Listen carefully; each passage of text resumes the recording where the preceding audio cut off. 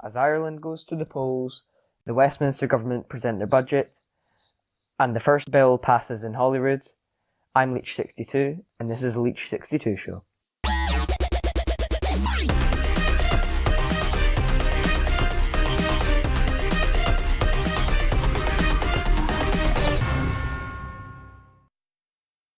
Okay, and the first thing we'll be discussing is the Irish general election.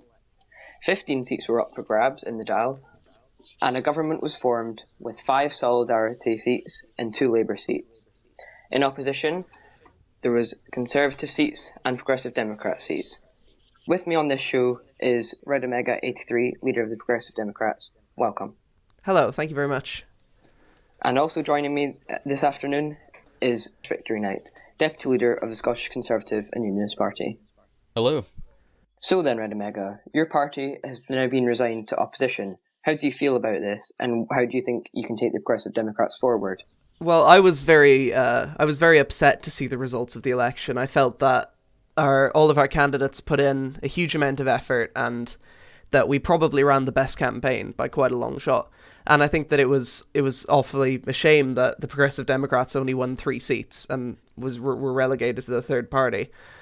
But I think that obviously we did need to accept this. I resigned as the Progressive Democrats leader on the day of the election, but my party decided to hold confidence in me, and I was re-elected later that week.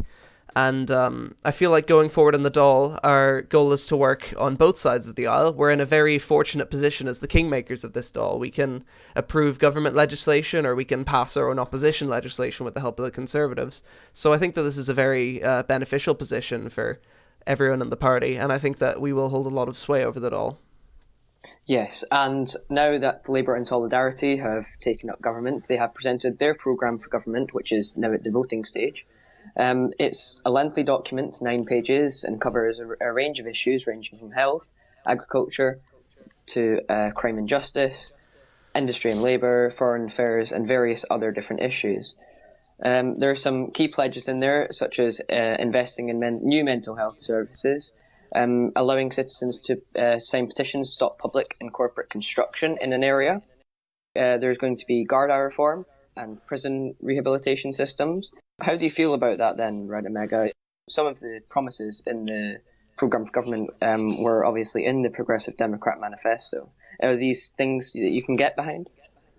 Well, yeah, obviously we had a very close relationship with Labour before the election, being part of the electoral pact, the Progressive Democrats-Labour alliance, which is now dissolved due to their coalition with Solidarity.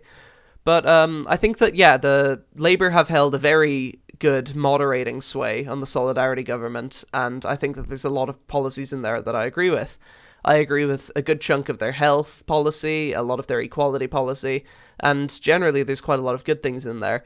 But there is quite a lot of problems with their programme for government as well, in that obviously there is a huge amount of bureaucracy in their local government sections. There's a huge amount of interference in the market that doesn't need to be there. They favour cooperatives over regular businesses by giving them tax incentives, which is just encouraging an inefficient market, in my opinion. And there's a lot of nativist promises, like tax breaks for local produce and many things like that, which are just kind of, they're very sort of interventionist, and it's not something that's going to be good for the market or the Irish people.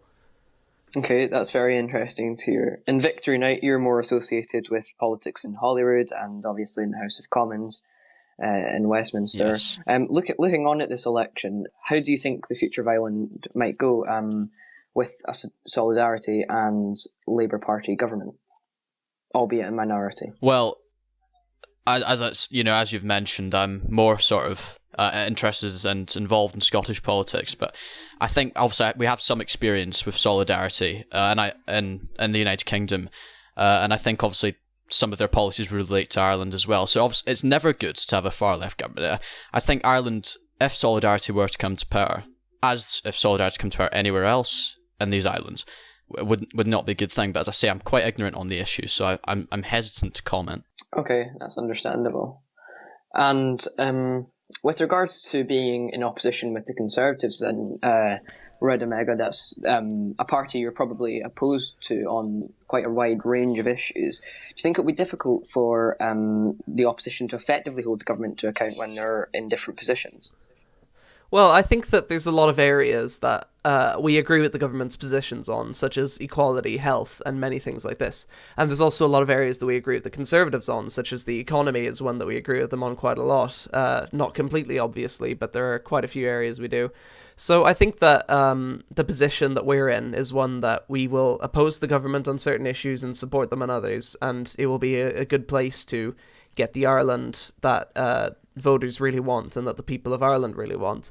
And I think that, yes, the reason we ruled out coalition with the Conservatives was due to their very authoritarian social policy, their drug policy, their education policy. There was lots of things in there that would have taken us back to the 1950s, and stuff that generally the Progressive Democrats, we view ourselves as a party of progress, and this would not equate to progress.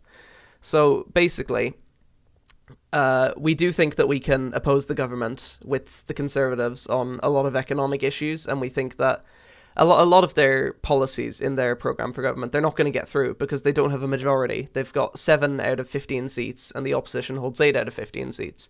So we will be able to block a lot of their economically interventionist policies, but they'll also be able to pass a lot of their socially liberal policies as well, because it is just one vote. All it takes is one Progressive Democrat vote to swing it. So, just to say something, Ireland, no, you said bring Ireland back to the 1950s, but I remember reading something interesting the other day about Ireland. Ireland, from the last Conservative government, still has a Ministry of Repatriation. Would you not argue that it is probably still in the 1950s quite firmly? Well, I mean, there's a lot of policies that are quite strange. You see, there's a lot of... The governments recently have very much forgotten to repeal a lot of legislation that they wouldn't be in favour of, or... So basically we ended up, we have a lot of far-right legislation from the Conservatives' time in government, and we've got a lot of far-left legislation from Solidarity and Comhaontas Gloss's government. So I think that there needs to be a certain comprehensive repeal. I think me and Unionist Catholic, the Conservative leader, we are working on a bill to repeal a lot of the interventionist legislation that Solidarity implemented during the last term. And we think that it'll be better for the Irish people. They've done a lot of things like energy nationalisation, building sort of public cooperatives that we don't really agree with. So we think that we're going to work hard to get rid of those and build a better economy for the Irish people. Okay, that's very interesting. And obviously this election comes right on the back of Ireland's landmark decision to repeal the 8th Amendment of its constitution relating to abortion. The 8th Amendment obviously making it a constitutional right for the fetus to have equivalent rights to the rights of the mother. That referendum repealed the 8th Amendment in favour by 59% to 41%.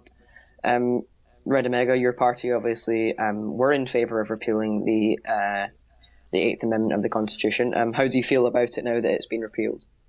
Well, obviously, I'm very happy that it's been repealed. I was a vocal supporter of the Repeal the 8th campaign, and I think that the legislation that Solidarity have to replace what is there before is very good. And I think that generally we will see a lot more progressive Ireland, one where women have taken back control of their bodies, and I think that it was, as you say, a landmark decision and something that is huge for the people and the women of Ireland.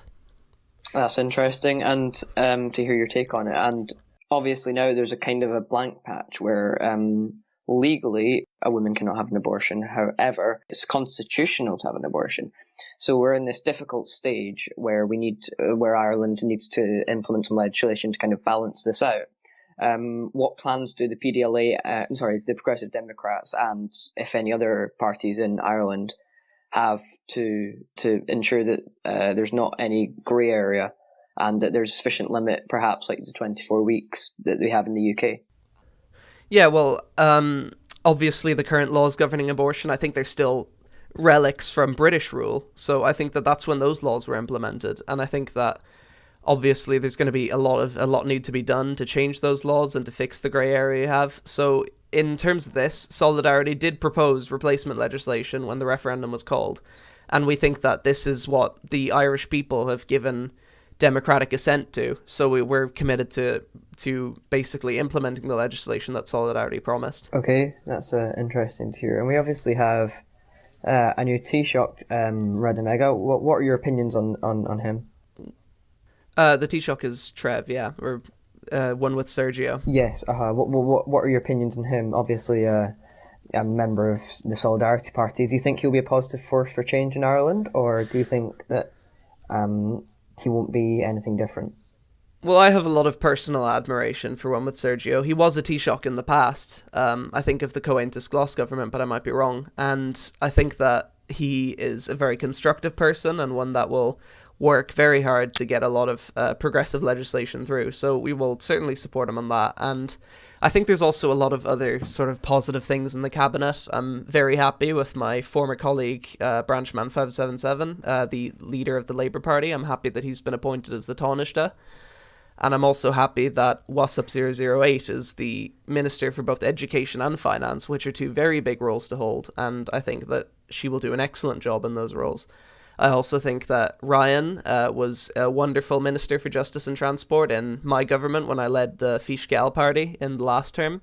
And I think that he will certainly continue that sort of trend. I think that this Dáil is set to be a very active one and a very proactive one that will yield a lot of legislation, a lot of cooperation, and I think I'm very happy with its makeup.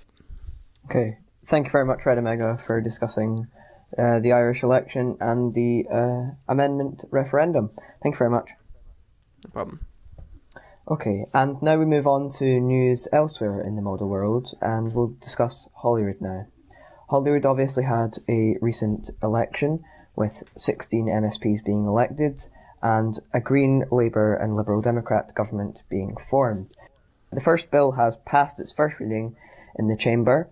That was the repeal bill of the Offensive Behaviour at Football Act. The first bill and the first motion saw the First Minister, MG9500, and the Deputy First Minister, Vending Machine King, vote separate ways. This is an interesting turn of events and potentially shows that the Holyrood government is weak. With us now to discuss all of the events in Holyrood is the Deputy Leader of the Scottish Conservatives, VictoryKnight. What's your opinions on this perhaps split between the First Minister and Deputy First Minister? Is it a sign of a weak government? Well, it's interesting. I think it's a sign of a weak government, but I don't think that a government which is split on such fundamental lines of, whether Scotland should be an independent country or not, can be a strong government. I don't think that Labour and the Greens could possibly ever form a strong government. And I think it's shown not only in this, but also in the Offensive Behaviour at Football Act. That's another thing which has caused division, because obviously the First Minister supports that act, which is actually rather silly, because the act itself is totally unenforceable, which is one of the reasons I think many people support repealing it. I think it is a weak government, and I don't think it could ever be amended. So if you think it's weak, then do you think it'll last the whole term? Well, if splits like this continue to occur, I don't think so. And the First Minister's personal weakness has been shown in recent First Minister questions sessions in which he simply cannot contain his temper, and he just resorts. I mean, the guy almost got thrown out of the House in the first session, through basically resorting to baseless accusations at myself. He just couldn't contain his temper when I was just going through a very basic line of questioning, which many First Ministers would expect to face. Yes, and obviously he's announced that he's in Sweden this weekend with discussions with leadership in Sweden regarding education and educational arrangements between Sweden and Scotland. What do you think about this almost immediate travel around the world to meet with other leaders? I think he's due to meet with the Taoiseach. I think it's about time that he realises that he isn't a world leader. Of course, he's just coming into the job, and he thinks he's got all this power now. He can travel around on behalf of Scotland. But at the end of the day, it is the responsibility of the Prime Minister and the Secretary of State for Scotland to represent Scotland to the world. It's not the responsibility for the devolved First Minister. His roles are purely domestic, and he shouldn't be travelling off to Sweden. He should be focusing on the domestic agenda, which he was elected to, fulfill. Yeah, and there's obviously been a quite lengthy debate in the chamber over the past day or so regarding Scotland and abortion. We were just discussing abortion in Ireland. We're in a very different scenario in Scotland. Abortion current limits 24 weeks in line with the rest of the United Kingdom. And SB 003, the pregnancy termination bill, has aimed to increase abortion limit to 26 weeks. Now, the government have fiercely defended it in the chamber, with many on the opposition strongly stating their opposition to this bill for various different reasons, ranging from morality to religion to concerns regarding scientific elements of it. So with all of these different oppositions, what do you think of the bill overall then, VictoryKnight? Well, I'm not a fan of the bill. I think it's probably full disclosure. I'm not supportive of abortion in many circumstances. Of course, I am in some circumstances, which sort of are edged towards the extremities. But I think that this bill, the reason, even if you believe fundamentally that it's a woman's right to choose, you should also believe that there should be an element of safety involved, and that's what the limit is there for. It's there to protect women, and it's also there to protect what I would call children at this point when their life is totally viable. That's the reason that the limit's there. So whether you support abortion or not, that's not the issue. The issue is safety, and it's also about viability of life. That's why I think that there has been quite a lot of opposition to this bill from Conservatives and obviously the Nationalists as well, the NUP. Yeah, I mean, some of the issues raised by... There was a Conservative member made a note about the abortion patients and how if it, as you know, the limit of abortion increases, they're, you know, how well they work, they don't work so well, and it's often dangerous and difficult. And this bill obviously means that a woman and a mother can veto the right of the decision of a medical professional. That's also been controversial. However, the First Minister has defended that quite fiercely. Do you think his arguments have been strong enough to sway some people who are undecided on this bill? I don't think there were many. I think people came into this bill with very strong opinions already. I don't think he's swung anyone personally. I don't think anyone's been swung over in terms of elected MSPs. I don't know about the wider public. But no, I don't think he's swung anyone. I think it's just that people have very strong opinions. But I think it's instead of it's become an argument about abortion itself, and really that's not what it should be. It's more about the safety and security that the limits provide. I think that people have already had strong opinions. He's not swung anyone. Yeah, and obviously just recently read in the chamber is SB 004, the Named Person Service Repeal Bill. That was written by the leader of the Scottish Unionist Party, MCR 3257, and it repeals Part 4 of the Children and Young People Scotland Act 2014. That repeals the named persons scheme, which was talked about a lot in the campaign, and parties such as Classical Liberals, Conservatives, SUP and others made it explicit that they would be aiming to repeal this named person service. What do you think now that it's been presented in the chamber? Do you think it's good? I think there's been a positive response to it, and of course the named person scheme is ripe for repeal because I know that the First Minister argues that it's not intrusive, but it almost certainly is. Either you've got a named person who takes on the role of a parent, which, you know, they really oughtn't to be doing, should leave that to families. But either that happens, which is obviously incredibly intrusive, or you have an entirely pointless scheme. There's no way that a so-called named person could fulfill their duties without being incredibly intrusive. And I think that's why I pose it. And obviously I think that's why we've had such a positive response to the repeal motion or bill. Yeah, and in the campaign for Holyrood, the Classical Liberals even went as far as saying it was turning teachers and such like into state spies. Would you go as far as to say that? I don't think I'd go as far as that. I think that's probably a little bit hyperbolic, but you would get... Obviously, that's expected in a campaign period. I don't think that's I don't think that's particularly serious. Yeah. So I think that's most of the issues covered in Holyrood. I'm sure we've got more controversial bills. We've already had several controversial bills in Holyrood. Yeah, more to come. So we'll turn our attentions to the biggie of the week, and that is the budget. The broad right government in the United Kingdom have presented their summer 2017 budget with some major reforms. It has a new personal allowance of £29,300, meaning that more people will be out of tax than forever. There's been tax rate adjustments. There has been increased funding for education to the sum of £16 billion in the first year, and there's been increased funding for Scotland, Wales and Northern Ireland. However, there has been some wide opposition to the current budget. There has even been alternative budgets proposed by independents, and other opposition MPs have stated their opposition to the current budget. I think some of their key issues with the bill is regarding foreign aid spending, with regards to the carbon tax, with regards to other green issues. And we obviously know that the First Minister is slightly annoyed at the sum to which Holyrood has been funded. So VictoryKnight, you can stay with me and we can discuss the opposition to the budget and why that may be. So why do you think there is such a staunch opposition to the budget, albeit that some opposition MPs have voted in favour of it, will vote in favour of it? Well, there's always going to be opposition to the budget from the opposition. It's their job to oppose.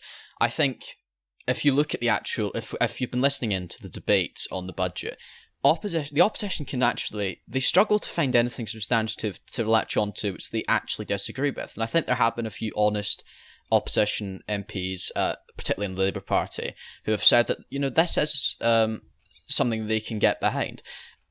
The opposition, the more wider opposition, they're opposing it for the sake of it, because if the Conservatives manage to pass a budget, that's obviously going to be rewarded at the polls, and if the Conservatives pass a budget when the opposition had failed, that's of course going to impact them negatively at the polls. So it's to their benefit that they oppose this budget. However, if they read the content as they have, they can actually find very little they disagree with. So you think it's perhaps political point scoring as opposed to actual genuine policy disagreements? Definitely, and I think we've seen that during the debate. And obviously we've had MPs in the unofficial opposition, such as Dunks Levin, who's the classical Liberal MP, who says that he disagrees with some of the reforms made in the budget. However, it's much better than the current budget, which I think some MPs may therefore vote in favour of the budget because of it being just better than the previous budget. Do you think that's a good reason for MPs to vote in favour of a budget? Oh, I think it is, certainly. Obviously, in regards to Dunks, he's in the classical Liberals, it doesn't really benefit him to massively oppose this budget as it does with the left-wing opposition, because obviously he could end up being a potential coalition partner of a broad right coalition were it to reform after the election. So I can see why he's supporting it, and I can see why that would be a good reason for him. Yeah, and the opposition from MPs has been quite varied in their points that they've made regarding the individual policy changes. We've had some Labour MPs complain about the changes in taxation. Do you think that could be a deciding factor in the way in which one in the opposition may vote? As I've said, I think that Labour will whip against this budget anyway. It could have a factor on how many end up rebelling in the end, if any do rebel. Yeah, I suppose so. It could be the same factor in it, but I think Labour will whip against it because it is in their electoral interest with the election coming up. And the Chancellor is obviously fairly new, Purple Slug replacing Edmund. The new Chancellor, is this budget going to get him a good name in the government? Well, I'm sure it will. I mean, obviously he's a fairly new, he's quite a rising star. I mean, he entered the party, I think it was, not too long ago anyway, and he's already Deputy Leader, Chancellor of the Exchequer, and now he's produced a budget which could be the first Conservative budget to pass, or the first, well, even first broad right budget to pass, full stop. So yeah, I think he will get a good name out of this. He's done well anyway. He's got a good name with me. Yeah, that's interesting to hear. And obviously, aside from the budgets, we've had some changes in the way the opposition's working. The official opposition has changed. It used to be the Green Party and the Radical Socialist Party. However, the Radical Socialist Party left the official opposition, and the Liberal Democrats have taken their place, making a much smaller official opposition. Will this make it easier for the government to pass legislation through the House of Commons because the opposition isn't as strong, do you think, VictoryKnight? Possibly, but only slightly. I mean, the makeup of the House is very similar. It's not much has changed in terms of the makeup of the House, and that's what really matters, as long as MPs actually turn out to vote. I think it's quite interesting that the opposition has changed screens to Liberal Democrats, because just the latest in the sort of Lib Dem saga of them becoming increasingly more radical, edging towards the far left, I would argue. It's interesting, but I don't think it will make the government's job particularly easier, because at the end of the day, as long as whips are successful and they can get MPs out to vote, views haven't really changed, and the House is still in a sort of semi-deadlock on many issues. Yeah, it's understandable. It's such a hung parliament almost. Will be deadlocked. Well, it's a hung parliament. Yeah, isn't it? it's to the extent in which it's hung, and in the minority government. But also, we've had changes within the Green Party. They've had a principal speakership election, and they've got a new leader in WhatsApp008. Obviously, a fairly strong leader. Shadow Secretary of Education. Never heard of her. Seriously? No, I have heard of her, but she's just she is I don't know. It baffles me really, because I remember she had this disastrous, I think it was question time session at the Scottish election, and she went on this bizarre tirade, and obviously she's quite interested in education, supposedly, and she went on this bizarre tirade about how advertising is rife in schools and we have to crack down on it. And when questioned, on what she actually meant by that, she said something about we should stop restaurants from donating food to schools. As that's the only thing I actually know her from previously, and it doesn't exactly give her a very good name. It's quite embarrassing. She's not particularly charismatic either. She doesn't really know what she's talking about, is what I get from her. Especially with the sort of restaurants, let's ban, donating food to children. Like, okay.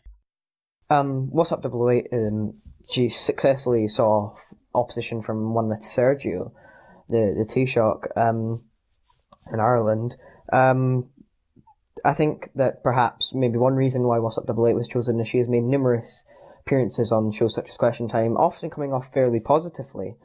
So it's interesting to hear that you're only particularly familiar with her from a poor performance on a debate. I mean, obviously the leader of the Scottish Green Party didn't turn up to that debate, so they had to get a UK Secretary of State and Shadow Secretary of State in for that debate. Is that potentially? I think potentially.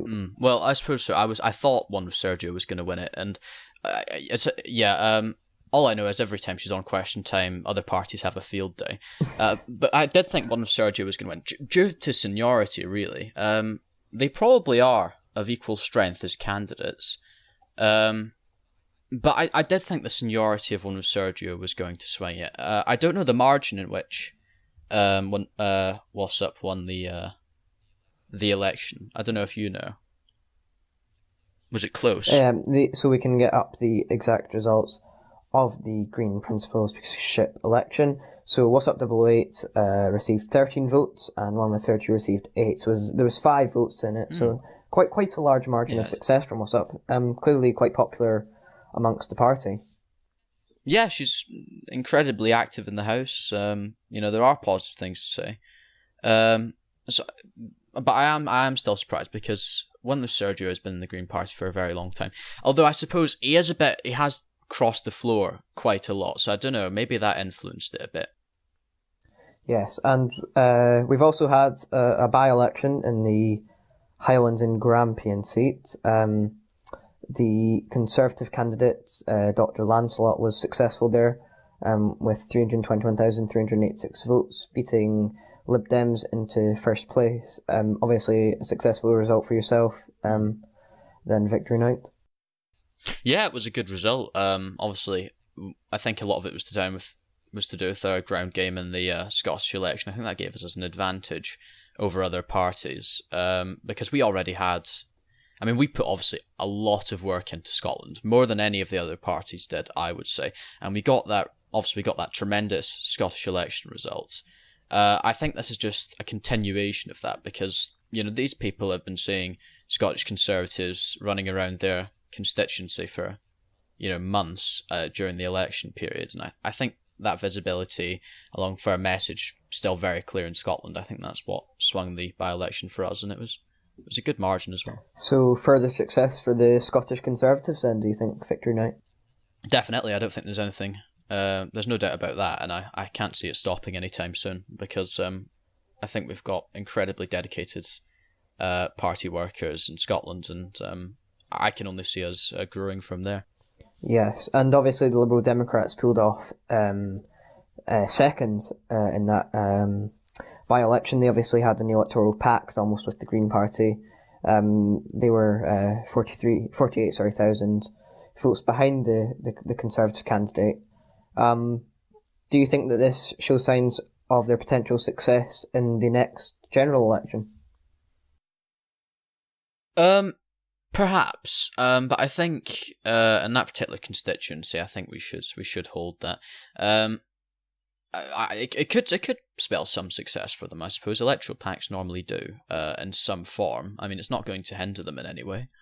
Yes, and we also saw the Classical Liberal Party do fairly well, coming in fourth place, which is very, very unusual for a general election, a Westminster election seat. Come next general election, will they have more than one seat, do you think? Yeah, I think so. They should do. There are areas in which they have a lot to build on, especially looking at the Scottish election. They didn't do tremendously in Mid-Scotland fight, but they performed fairly strongly for a brand new party. So there are areas in which they can build up from, and I think they could come away with multiple seats, maybe 2 or 3, 4. 4 to stretch, maybe. Yeah, it's interesting to think that a brand new party potentially could be as successful as 4 seats when they've only really had one, growing obviously out of the independent Dunks 11. Yeah, it's all to do with activity. It's all to do with how much you campaign, and as long as your candidates are active and out there, it's possible that you could win seats, especially if other parties are complacent and they think that they're sitting in a safe seat, they don't need to campaign, so on. Anything can happen, really, as long as they've got the activity. Absolutely, and that's I think most of the major issues that have occurred in Westminster over the past fortnight or so. I think when I moved to Northern Ireland, Stormont, they've had a fairly busy period. They have a very, very polarised assembly just now. So recently we've had votes of confidence in the Principal Deputy Speaker, Keelan D, and the Deputy Speaker, RedOmega83, both passing with 6 votes in their favour, 2 abstentions, and 1 no vote. Do you think that both of these Deputy Speakers will serve the Assembly well, VictoryKnight? Well, yeah, I mean, I'm sure. I to be honest, I really don't know because I don't know much about them, and I've not been in Stormont for a while. I was actually an MLA at one point, but it was quite a while ago, and I just remember that the current Speaker of the House of Commons was the person in charge there at the time. It's very much a question mark for me. I don't know. Yeah, and we've obviously got another by-election. We had a fairly recent by-election around the time of the seat increase election. It was. Yeah, the New Unionists picked that one up, didn't they? Indeed, yes, and there's been a resignation with one of the independent socialists resigning, and there's vacant seats. So there will be an election on the 10th of August, which is next Thursday. Who do you see taking the seat then, VictoryKnight? Well, I think it could possibly. I don't know about specific parties, but I think that in general, unionists have been performing quite strongly in Stormont recently. I think it could be the UUP. I don't know about the New Unionists because they've picked up a seat already, and they're not a particularly large party. The UUP, perhaps the DUP. I think they might come away with it. It could possibly be Alliance, but I think it'll be either the DUP or the UUP. Yeah, so we obviously don't actually have a functioning executive in Stormont. It's very unstable, in true Stormont fashion almost. That's how it was designed, you know. Yeah, that's how it was designed. It's all about working together and power sharing. Stormont Assembly. Yeah, certainly. So I think that's all of the main key things happening in Stormont. So the next place in the model world we'll go to is America. So model US Gov, and they've been having US midterm elections there, and a sweeping victory for the Socialist Party in the 11th Congress. 13 seats they won. That's double. Sorry, the 12th Congress. That's double what they were elected to in the 11th one. And there's also been a fall with Sunrise, so they've dropped from 26 seats to 18. That's a considerable drop. And in addition to that, the Republicans did fairly poorly. Their turnout was quite poor, particularly in Dixie, I think, specifically. Yeah. In addition to this, there was very close elections between the Democrats and Republicans in Chesapeake. The Democrats were tied with the Socialists. They received 3 seats, but that was down from 5. And the Socialists won 3 seats, despite not even competing in the state in the elections for the 11th Congress. So that obviously cost the Democrats 2 of their seats. So a kind of rise for the Socialist Party then, VictoryKnight. What do you think about the rise of socialism in America? Yeah, it's a rise of radicalism, and it's a very strange turn of events for America in the past few years. I mean, obviously a country where, you know, socialism was essentially a bad word for a very, very long time. It's interesting that they've done so well. I think in terms of the Republicans in Dixie, I think that's more down to complacency. Dixie's been for a very long time a strongly Republican state, and I think it's one which many people thought the Republicans would never do immensely badly in. And that's obviously the cost of complacency. But the rise of socialism is interesting, especially considering America is obviously the nation of McCarthyism and anti-socialist and communist propaganda. Yeah, and obviously real heartland of the Cold War. Indeed, and that's the results from the House of Representatives, the lower assembly, lower legislature rather. In the upper legislature, the Senate, the Republicans have lost all their seats. They have no seats in the Senate. So they started with 3, and they're now down to 0. In addition to this, the Democrats started on 4, they're now down to 2. However, the Socialists have had another huge rise. They now have 5 senators. So, again, another rise for the Socialists, this time in the Senate. Yeah, definitely. I mean, it's quite interesting that the Republicans have lost all of their Senate seats. Are there any parties to the right in the Senate right now, or is it an entirely left-wing house at the moment? Well, if you class the Distributists and the Libertarians as... Yeah, I suppose I would, yeah. So the Distributists have 1, and the Libertarians have 1. So we're in this interesting position where the Republicans just have none, and the whole almost conservative movement has to be represented by the Libertarians and to some extent the Distributists. Yeah, and those are obviously significantly smaller parties, you would think, than the Republicans. It's interesting that because if in the House, I'm sure the Republicans still outnumber the Libertarians. It's quite interesting that in the Senate they have lost all their representation, and they've held on to some in the House. Weird. It is. And Sunrise had 5 seats at the start of the 11th Congress. They're now down to 3. They just haven't had much success in either the House of Representatives or the Senate. What do you think about Sunrise's performance? I think it's sort of on the way out, isn't it? I mean, it's, the story, the picture you paint is very much one of decline. I don't know how else I could add to it. I mean, you've basically explained it as a declining movement. Absolutely, yeah. And we're also in an interesting position for the next presidential election. We note that the Times newspaper, in a recent article written by journalist Comped, did some kind of experiment where they would predict a coalition which would win the presidential election.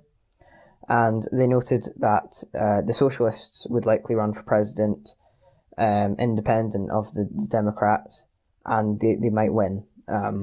So we could potentially be looking at a socialist president. I mean, I'm sure America already has a socialist president, doesn't it? I mean, Big Boss, as I recall, does identify as being a socialist, and he's obviously been a two-term president, so...